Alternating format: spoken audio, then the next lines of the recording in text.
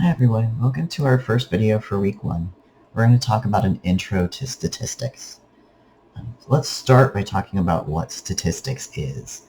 So the whole study of statistics and the purpose of this class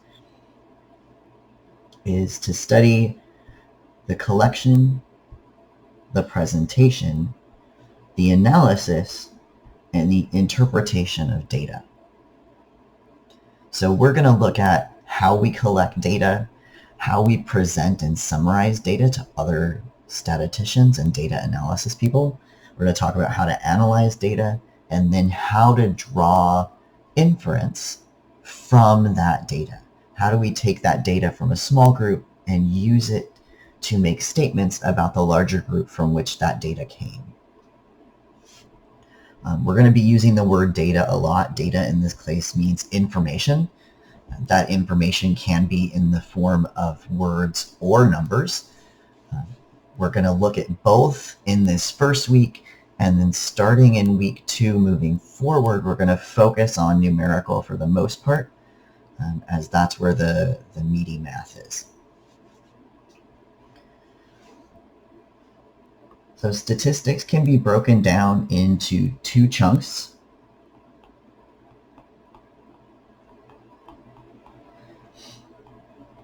The first is called descriptive statistics,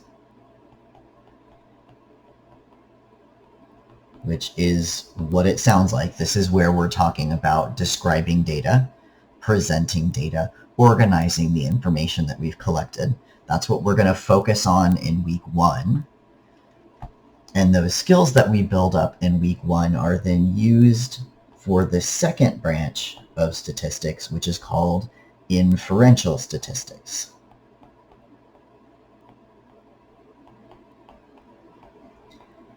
And inferential statistics is where all the powerful statistics tools are. You have to understand descriptive stats to do inferential stats, but inferential stats is where we can use sample data to make statements about a population, or we can verify statements about a population by collecting sample data from that population. In order to move from a smaller sample to the larger population, we're going to be using ideas from probability, which has to do with chance or likelihood. So we're going to start our course with descriptive stats during week 1. We're going to move on to probability during week 2. And then the rest of the course, the big important stuff, is going to be weeks 3 through 7, where we start looking at how do we take samples and use them to make statements about populations.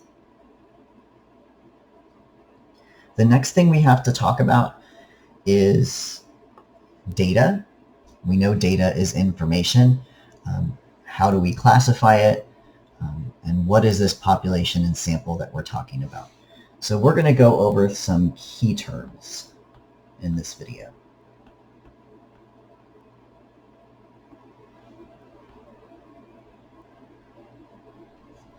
So we'll start with those 2 words I was throwing around earlier, population and sample.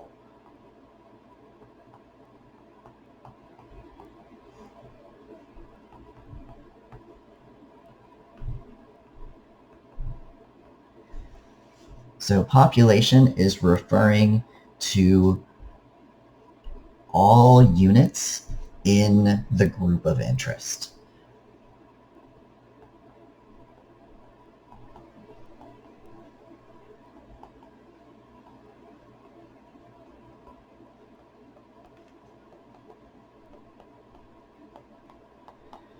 So we're looking at the entire group of interest. If I'm interested in all US adults, I am looking at every single adult in the US, right? If I'm interested in iPhones, I'm looking at every single iPhone that comes out of an iPhone factory, right? It's everybody. A sample is then a smaller subgroup of that population.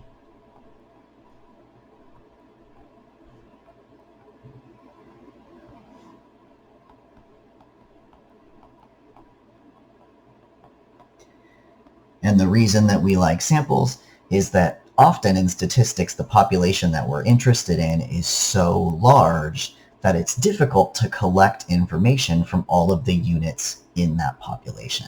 If I'm interested in all US adults, that's hundreds of millions of people. It is not a wise investment, time-wise or financially, to collect data from all of those people. We only do it once every 10 years, right? Our census.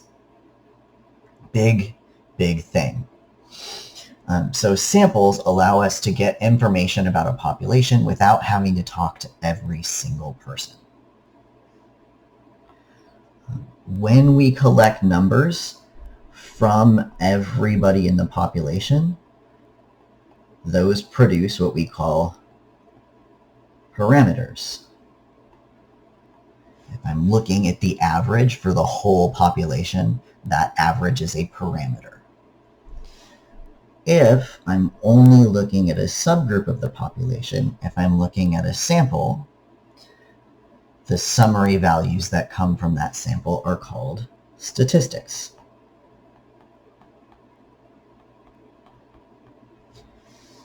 And you can guess by the name of this course, we are usually looking at data from a sample, and then we're making summary statements about that sample by calculating statistics and communicating those statistics with others, using those statistics to make statements about the larger population. It is important that when we collect samples, that those samples should be representative.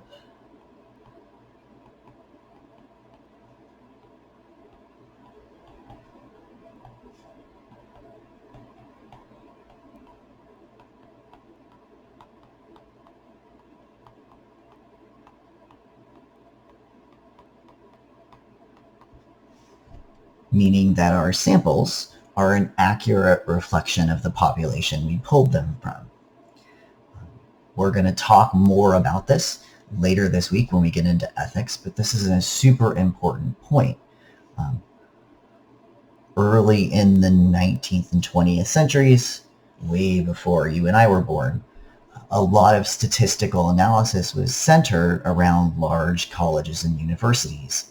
And those large colleges and universities were in primarily wealthy white neighborhoods. So prior to the modern era, a lot of data we had was coming from predominantly wealthy white men, meaning the data that we were using to form statements about the US population or make policy decisions was not coming from a representative sample. And that creates all sorts of problems. Resources aren't going where they need to go.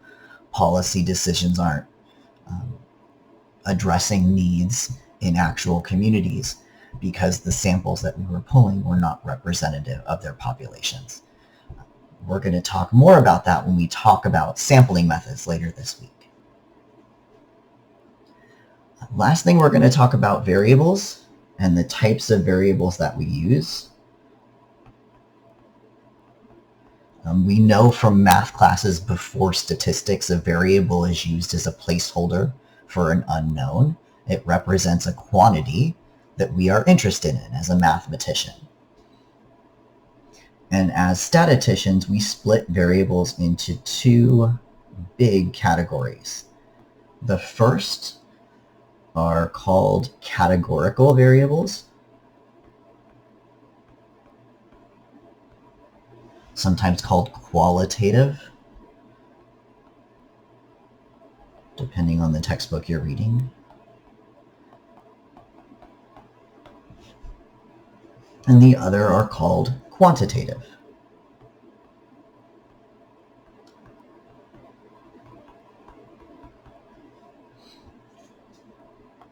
Categorical represent categories. These things are typically words. When you're collecting data and you ask somebody a question, if they're likely to answer with a word answer, they're giving you categorical information. Whereas quantitative represents a quantity. These things are typically number values. And when we collect numbers, we can then further subdivide them based on what those numbers look like.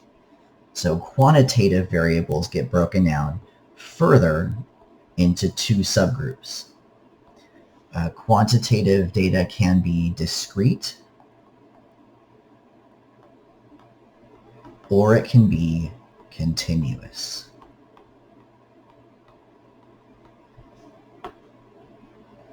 Discrete data is typically something that is countable, something you can count on your fingers, how many tickets you've sold for a concert, how many books are in a library, how many pennies you have in your coin jar. Those are things we would count, 1, 2, 3. Those are discrete. Continuous numbers are things that are typically measured. These are things that can take on fractions or decimal values. The amount of time spent waiting in line at a grocery store, that can be minutes, seconds, fractions of a second, right? That's a continuous running of a clock, and we see the arms on the clock continuously running. When we measure height, right, you can be 5'7", 5'7 and a half, 5'10", right? If you're 5'7 and a half, that half matters, because you'd rather be 5'8 than 5'7", right? As a short king, I can sympathize. So these quantities that are measured and can be halfway between two numbers are called continuous data. The reason that it is important to distinguish is because where we fall in this tree of variables is going to dictate how we treat that data, both with the types of graphs that we use to summarize the data and the type of inference that we can use to move between sample data and statements about the population. So that's it for our first video. We're going to continue next with our 4 sampling methods. Reminders that if you have any questions, don't hesitate to send me an email or drop by our office hours on Tuesday or Thursday.